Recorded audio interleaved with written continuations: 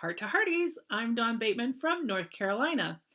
In September this year, 2024, we were at Hearties Family Reunion in Vancouver, Canada, and we had the great pleasure to interview for the first time with a live audience for our casting directors, Candice Elzinga and Martina Smyth. Lovely, lovely people. They've been part of the When Calls the Heart family from season 1 to season 13, and they were filming season 13 when we were there in September. But because we now have the green light for season 14, I'm sure that they've been going to be involved with that as well. But they dropped lots of great information, great nuggets, so fun. And we just wanted to make sure that you had the opportunity to hear all of the conversation that we had with Candice and Martina. So enjoy. I got a call saying that there was this role that's kind of a big role, because he had never even had I don't even think an audition with the agency. We'll try it out, and I guess he did great, because here we are. They brought me in for a chemistry read with a bunch of little girls who were going to be playing Allie. And there was something about Jada right away, and everybody kind of knew it. And Mike Roll was running the session at that time, and he was like, "Yeah, you guys just play really well off of each other, and I think there's something really special in her." And I think cute. Yeah. It's just perfect casting. Yeah. And we all got along very well, especially a lot of the girls who were background at the Schwartzman School, also all visually impaired. Okay. We all. Yeah, all three of those new characters just, you're right from the very beginning, they just fit so well with the show. Yeah. The original audition posting for Edwin, because I was curious, how did it all go down? And so I discovered in August of 2022 from the incomparable, wonderful Candice Elzinga, who's been the casting director, I believe, since the very beginning. Yes.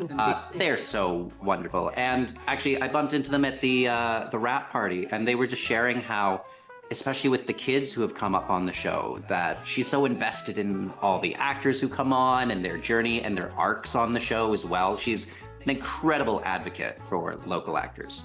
So, in addition to them being talented, it seems like Candice just keeps finding people who, they get the vibe on set. They get that we're all there to have a good time working together, to be professional, to have a good time telling this story and making this show. And nobody comes in with a big ego or expecting special treatment. We all kind of meet each other on the same plane, and that's been a gift. It's really nice. They bring us the mesmerizing talent that graces our screens every episode. Welcome to the stage, the super women who cast our show, Candice Elzinga and Martina Smyth.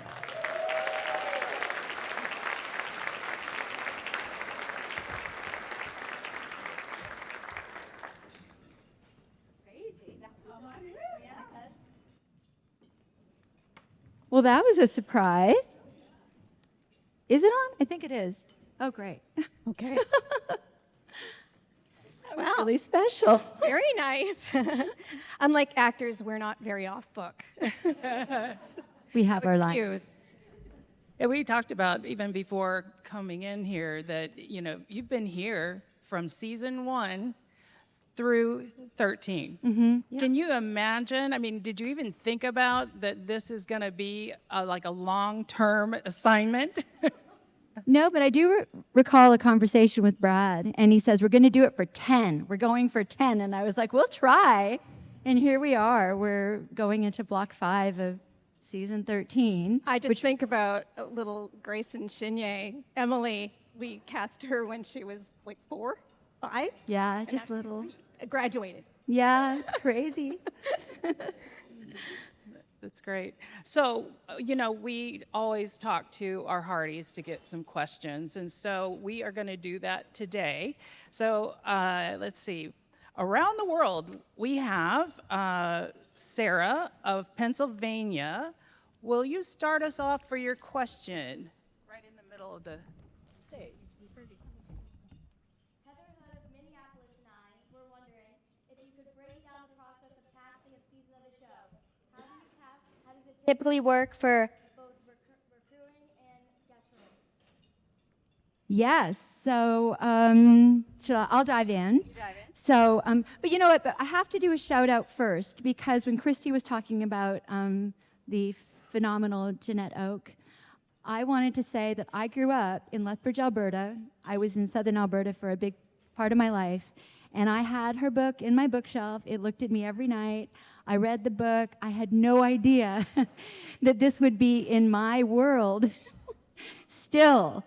And you just, you could, it's just so, very interesting how the book has found so many people. So here we are breathing new life into new characters that are being created all the time, but the stories go on and the spirit of the show goes on. So I'm very grateful and wanted to share that. But yes, okay, so we start with the words, with the script. Yeah, everything starts with the script, and sometimes we have a sense of what is coming next, but for the most part, it's brand new to us, just like the audience. Yeah, we're reading it when it comes in our inbox, and we're reading an episode. We are the first audience. Well, we're not the first because the script is read, but we are reading it and wondering how we're going to breathe life into the new characters and how they will fit with our existing cast. We're starting, the wheels are churning immediately.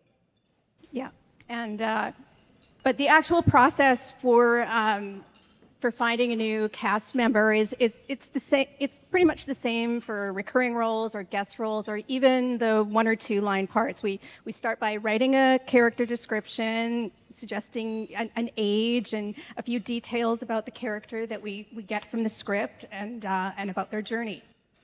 And then we take it back to the producers or the directors and we go, do we kind of have it right? Did we kind of get it? Did anything you want to add? Shorter, taller, older, younger, different? And we get a graced and it goes out and we send it out into the agent universe. Then Martina pulls the sides and we talk it through. And we start to play the characters so that we can think more about how they would be and how they would fit in with our cast. So it's kind of part-time. To the actors, they just get the little portion of the script with their character because we don't want to give anything away. The script is secret. Stories are secret. Yeah. And so that's... I want to make sure this is on. I think this one's the one. The one. Is this the one that wasn't working? Got the dud. Is it working now? Not so much. Okay. So those are called sides, right? Sides. The actors. So it's just the portion that the actor does. We cannot reveal before or after. We give a little tiny bit of context, but we just want to see them doing. If a character is really large, we'll pick 2 or 3 scenes that show an arc of the character, so something that they can play and give us a taste of what they would do with the role. But then we get hundreds and hundreds of submissions of names is how it starts. And then we go through every single profile of each actor, and then we choose. Now, in the days when I was doing sessions with Brian, we were doing everything in person, so that was much less. In those days, we'd only see maybe 6 or 8 people per part. We would put our weight into just a few actors because that was the only time we had. Whereas now we can see about 20 or 30 people per part. Yeah. Unless it's a big search, like a recurring we might see role. even more. Yeah. Yeah. Yeah. But and then we watch it. We independently watch all the auditions that we have requested, and then we figure out a time and we confer. Yeah. Oh, he was my favorite. We like to compare notes, and it's like, yes. A lot of times we're on the same page. Occasionally, there might be someone I like, Candice doesn't. Yeah. Vice versa, and we knock it out and decide who goes on the link. We decide. Yep. And then we wait again, and we go, I wonder what our producers are going to say. I wonder what the director is going to say. Are we on the same page? Because it's a very, very collaborative profession. We do start with, narrowing things down, but in the end, there's always somebody that just feels so right, somebody that just resonates with the show and just feels like they really own the part. Just really shows up and it's the right. But we see so many actors that even though and everybody's great, so we love to make our producer's job difficult. Yeah. And sometimes we'll read them and they're not necessarily right for the role that we're reading for, which has happened on this show. That's right. 'Cause didn't Andrea Brooks read for Julie Thatcher? Yep. Yeah. So she was on our radar, and we just absolutely adore her, and we'd cast her many, many times and just thought she's perfect for the show. But then in the end... The role came up. Yeah. Yeah, and that was the Perfect. one. Wow. And same with the very first episode, Hrothgar came in for a different role. And I have a note, because I actually went to my original notes from day one of casting this morning and looked back, and it said somewhere, something. And then just a little later, we decided he'd be great for Ned Yost. He came back, and he was just perfect. That's right. And did we read Cavan for Gowan? We did not read Cavan for Gowan, but we requested him, and he was not available. Oh, my word. And then we saw him the next season when we did have a role, and we can get to that. But yes, I went through my notes this morning and went, oh, I forgot that. So he didn't actually read, but he was on my list of needs to be somewhere, something. Wow. We have Betty. I'm gobsmacked. I'm just thinking about Cavan as Henry. Oh, that's crazy. Imagine. The thing is, he never did read, so you never know. But who could be more perfect? You're so right. Hrothgar is perfection. And who could be more perfect? I can't than imagine Merton? Ned Yost being played by anybody else. A lot of inventions. Yeah. That. Joy and Christy Lynn of San Diego, will you ask your question? Hold on one second, Joy. Let's make sure the mic is on.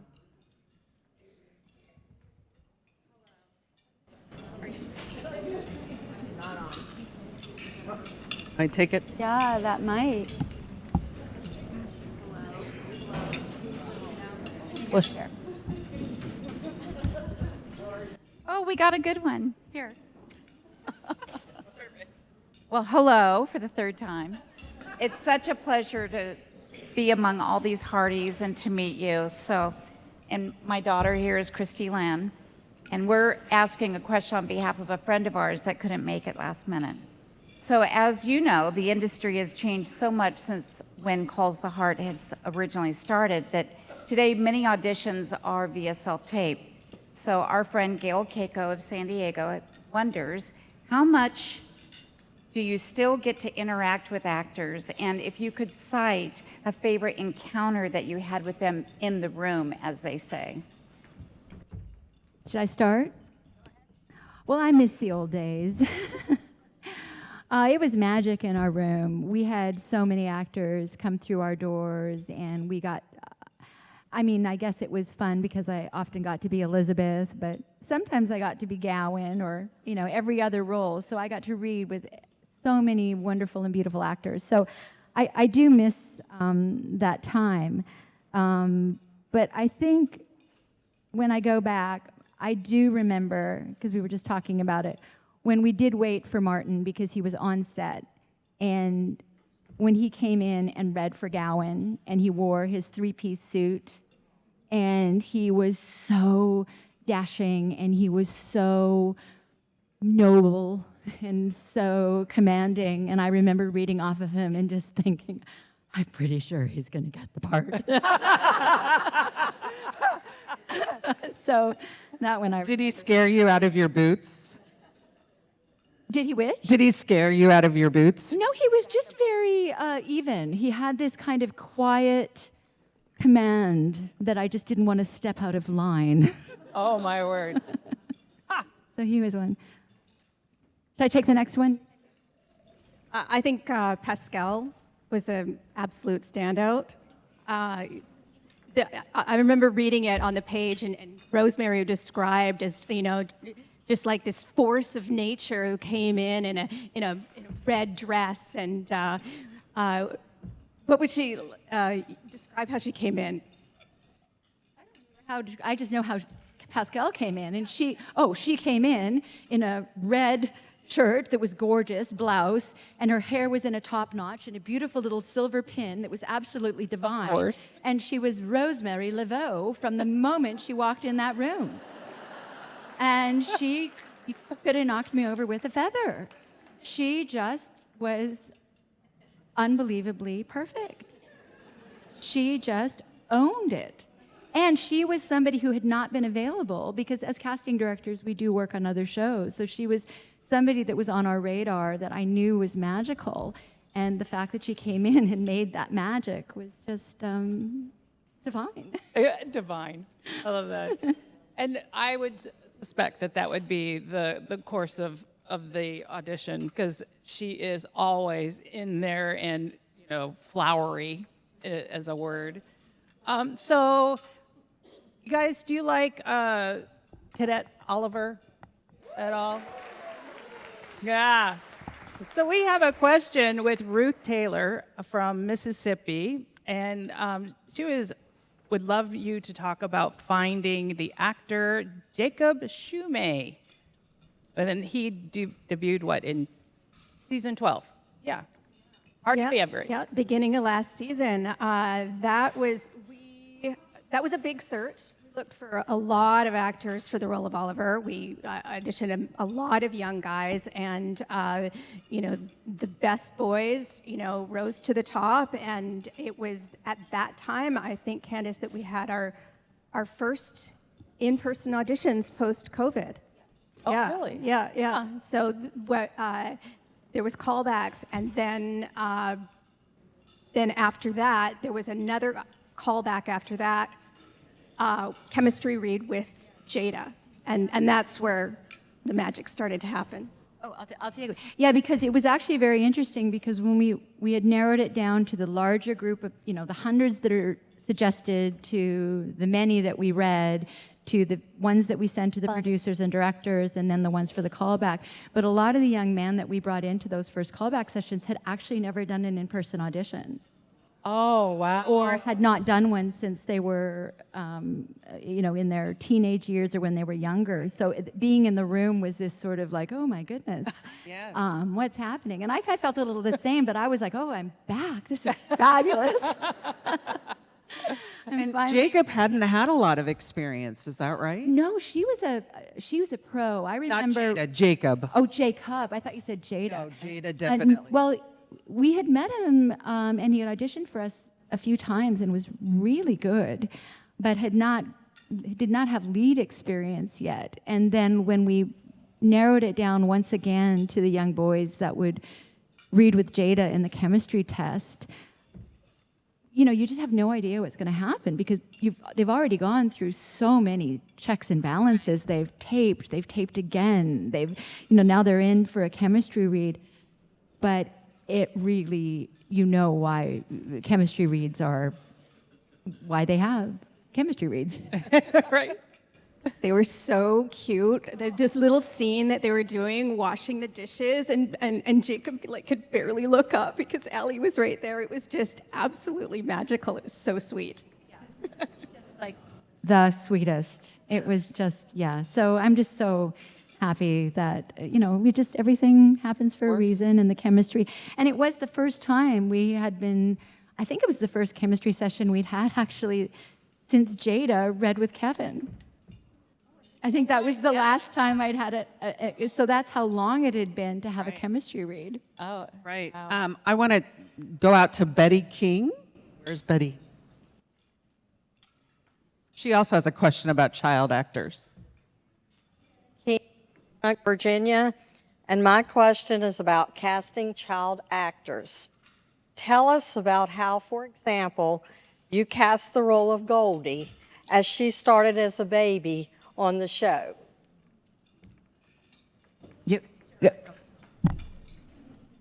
You're asking about Goldie? Right.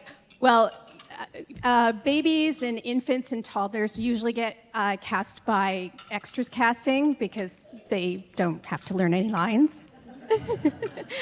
and there's a lot of strict rules about babies and toddlers on set, so that's why they'll often be cast as twins. So that twins, because there's only so many hours that a baby can be in front of the camera. I think it's like 20 minutes or something at a time. So mostly kids, and I'm sure everybody knows that little Jack was played by twins in the first few seasons of Little Jack, and it was as anybody who has children knows, toddlers are going to do what toddlers do, and they may not want to be an actor. So I think we got the call that maybe we should, once the character of Little Jack was getting dialogue, that it was time to start auditioning some young actors for that. And that was also during COVID. And it was very intimidating because I had always worked with kids in the room and got down to their level and asked them their favorite kind of ice cream or get them out of their shell. And here we are, everybody's in their own little world, and we're going to have to, the parents are going to have to direct these children, and how are we going to know? How will we know if they're going to be okay on set, if they're going to be intimidated by strangers? And it was very, very, a little bit overwhelming. But then we were both working in different offices. This little audition came through with this little boy named Highland. And we were like, no. Oh my goodness. I think we called each other within like a couple of minutes of watching it, and we're like, we found him. These little suspenders and these little white t-shirt and little hair that was just done in that cute little, I don't know, not a pompadour, but it was just so cute. And I mean, we were so excited. He didn't even have a headshot that I recall. So we made a little headshot that we screenshot from his audition, where in his suspenders, and that became his headshot for the whole season every time we closed on every episode. But oh my goodness, I just thought, oh, thank goodness, thank you. He's so cute and so perfect. Yep. And just to circle back to Goldie, she's still a baby. She doesn't have a lot of dialogue, so still being played by the same little girl, and she is adorable. We had them earlier tonight here in this room, in these very chairs, and they were so maybe perfection. Will want to be an actor. No question. Lovely. She was a little shy tonight, but I have no doubt. Yeah, she didn't have a lot to say. Yes. At all. So we have another question. Who was Sandra from Melbourne, Australia?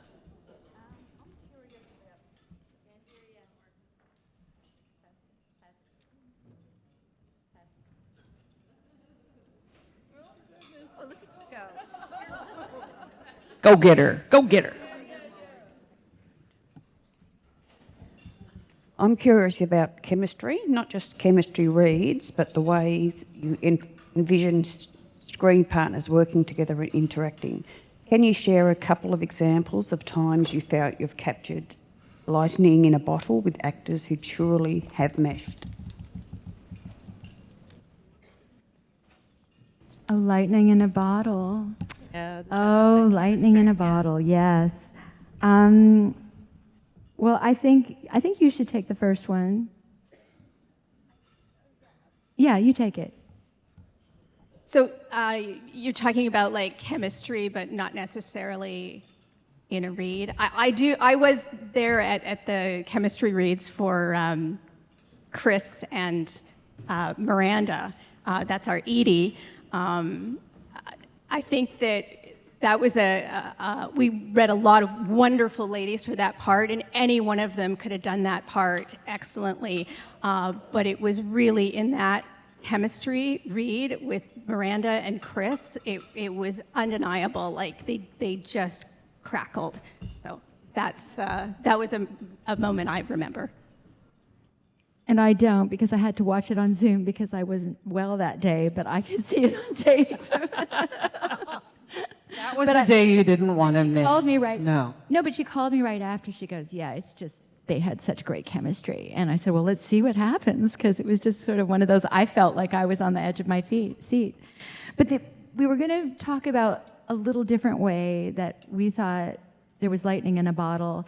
And it was the casting that we did last year, which was just so special to both of us when we were looking for the young ladies to work at the School for the Blind.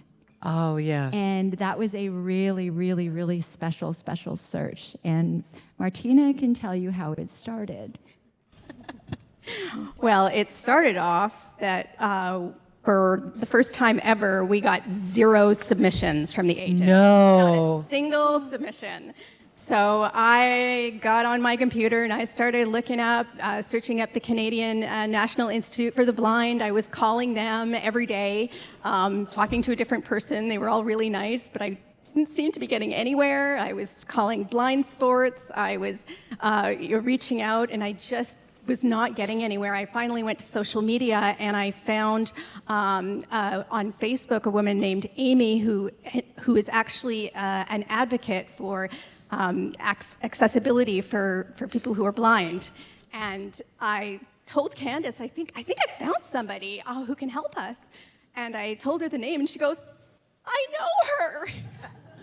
I went with dinner with her, and we were talking about accessibility for actors. Why didn't I think of her? So I reached out to Amy. She immediately gave us some names and some contact people, and the doors started to open. And she sent us these names of some wonderfully talented young ladies, because we had a certain age range. So it was still a very specific search. Right. So you're looking for a very small demographic and then a small demographic of that small demographic. So you're just crossing your fingers. The ladies that she put forward, and I read with them, some of them over Zoom, which was so extraordinary because they had not done film auditions before, but they all had learned the lines. And I'll just explain that what we had to do, because I had done a show before where we had cast a lot of people who were blind. We're so accustomed to sending our sides over PDF, but if you're a person who is blind, that document is a dead end for you. So Martina was typing the dialogue in Word so that they could use the Word program, and they could be independent, read the sides or listen to the sides, and then learn the words. And then we were doing Zoom auditions and then offered in-person auditions. And I just remember the 2 ladies that specifically were cast, Harjinder, her mother had driven her to the session, but from the second she got out of the car, she was unbelievably independent. I guided her into the room.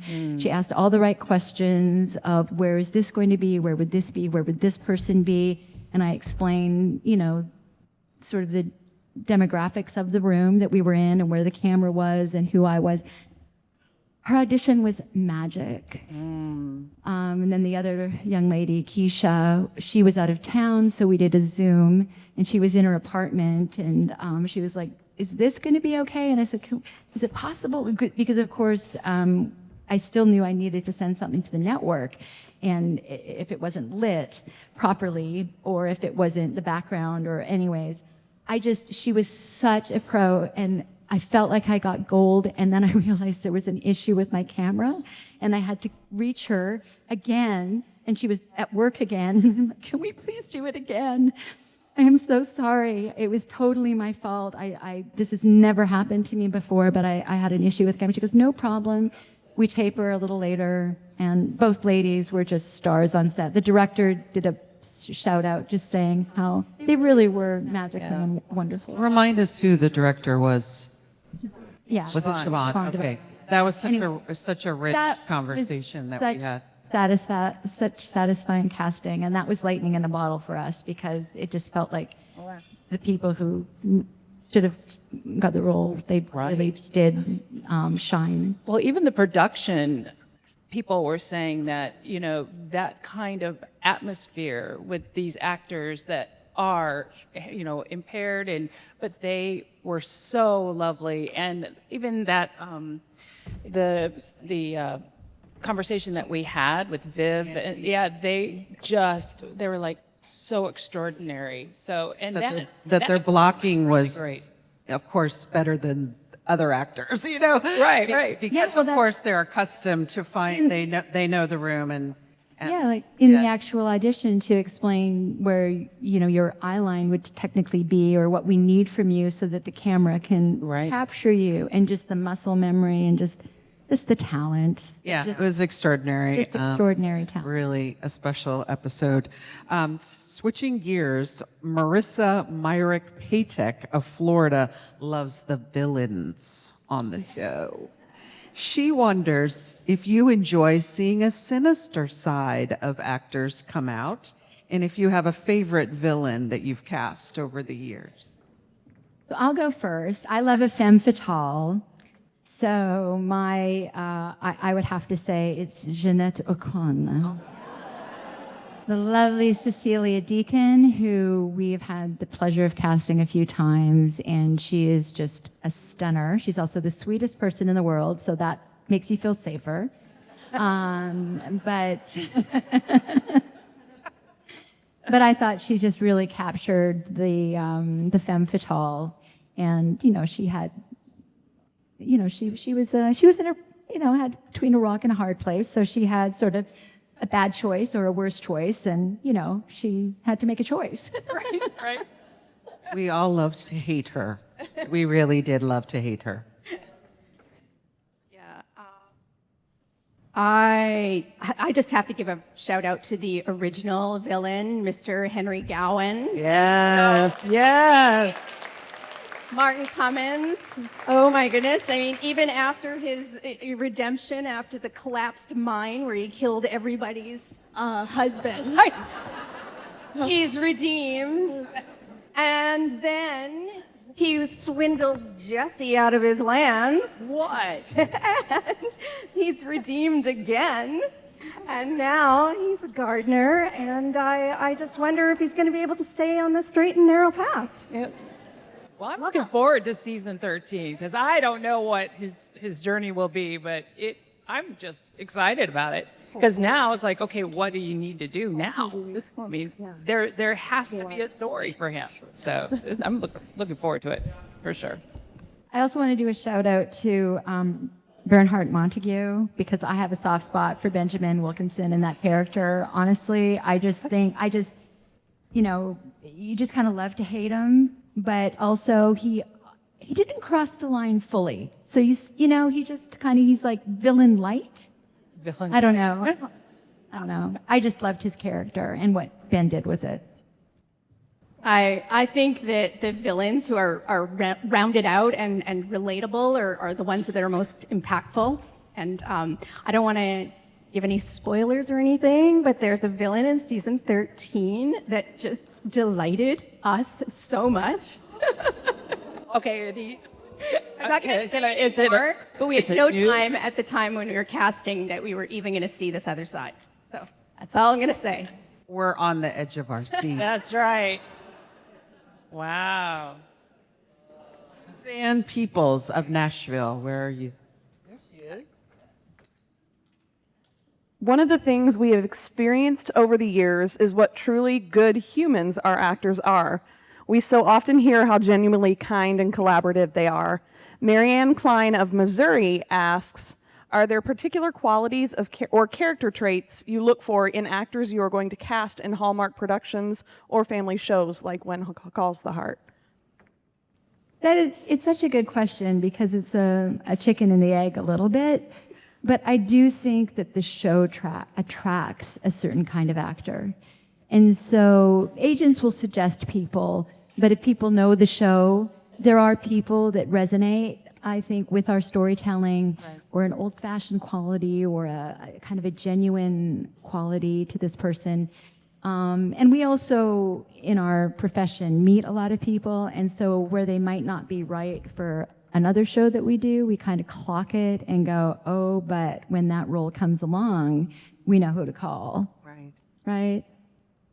I think it really helps us that this show has been going on so long and it's so accessible by streaming, and so actors can go to the show and get a sense of the tone and the look. I mean, we love a good blouse. A good blouse. we're not asking for cameos anymore because we are in 1923. So we are, opening things up a little bit and saying instead of our wardrobe notes was like find a nice skirt, we're like, or slacks for the ladies. Well, you should be highly complimented. When we talked to Melissa Gilbert earlier this season, she was saying, from her long experience and career, that she just found our cast so egoless, so enjoyable to work with. So I think you're finding incredible humans, as Suzanne But said. I think the whole vibe on set, I think from the top down, I think it's just really good people that want to create community and want everybody to be lifted up and to tell good stories. And I don't think there's a lot of place for ego. So I think it's a very harmonious set and people work together. And you're the first line of knowing these people. I mean, truly, if you are deciding what kind of character, and truly, the character is just not for the character itself, but even the person that is going to be employed. And that's what we see all the time. The production people are always saying, oh, these people look really good, but they're really good people. And that is what you are doing for the cast of When Calls the Heart. Well, that's pretty fantastic.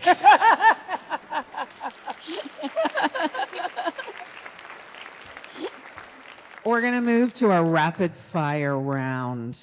Just your very quick impressions of a list of actors, maybe some of, a one-word or two-word answer, just capturing maybe what your thoughts were when you saw them in auditions. We'll take turns. Okay. You've already mentioned it. Rothgar Matthews, who plays Ned Yost. He's a real pro. Folksy and endearing. Oh, folksy, I love it. Natasha Burnett. Poised and lovely. Sparkly. Sparkly is a good one. Yeah. Warm. Jada Lily Miller. Perky and perceptive. Inspiring and very sweet. Oh. Samantha Ferris, who plays Maisie Hickam. A tough cookie. Strong, no nonsense. Fantastic. Chris McNally. Dashing and charming. Dreamy. And mysterious. Oh, interesting. All right. Did you say mysterious? Mysterious, yeah, interesting. All right, and we talked about Pascal, but Pascal Hutton. Playful and sparkling. Charismatic, yet refined. Refined, yes. Amanda Wong. Smart and polished. Serene and sweet. Okay. Viv Leacock. Good-natured and affable. Uplifting and positive. Oh. Max Lloyd Jones, who plays Tom Thornton. Dreamy and very cheeky. Very, very cheeky. And dashing. And dashing. Oh dear, this is a competition. It's going there, isn't it? It's going right there. All right, Kevin McGarry. Noble. Steadfast. Steadfast. And handsome.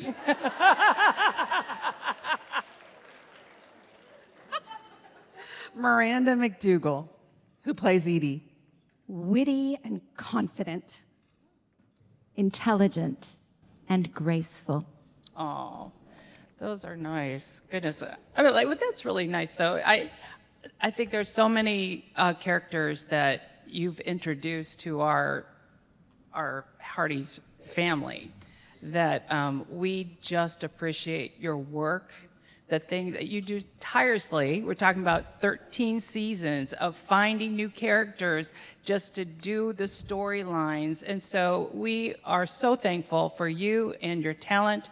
And help me to say, congratulations and thank you for being with us today. Thanks so much for inviting us. Thank you so much.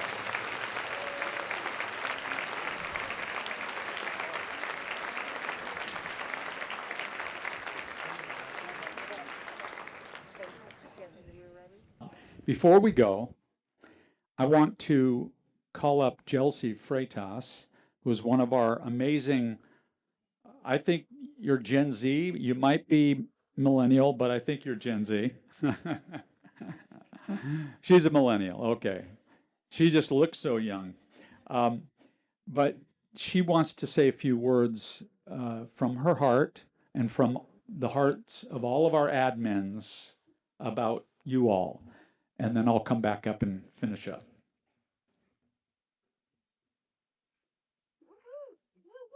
Hi, everybody. So, more than a decade ago, strangers found one another on Twitter to talk about this very show. They coined the hashtag Hearties, a fandom that became a family and a movement that has driven ratings for 12 seasons. They started this very event, the Hearties family reunion, and Hearties parties around the world brimming with our shared love of When Calls the Heart. In her poem titled Being a Fan, Josie Balka says, "Being a fan of something is such a blessing because being a fan of anything gives your life a lot more purpose than you will ever know. In a world of so much disagreeing, being a fan lets you be a part of something like-minded. You get to feel together. What a rare thing to feel these days. To be a fan of something is so special because even if it's silly, it's not, because it means something to you. You love something so much that you learn things about it because you want to, not because you have to. To feel that way about anything is to strike gold. If you can be anything in this life, be a fan of something unapologetically. Write the lyrics on your arms. Decorate the walls of your home. Wear their name on your jersey. Stand in crowds and scream at the top of your lungs like a little kid. And let it keep you that way forever. Let it keep you young. You don't have to understand why. There doesn't have to be a rhyme or a reason outside of joy. Just be a fan and let others be fans. Find something that you lose yourself in because there is no point to life other than to immerse yourself in all the parts of it that make it worth living. So, if you can be anything, be a fan of something. Thank you.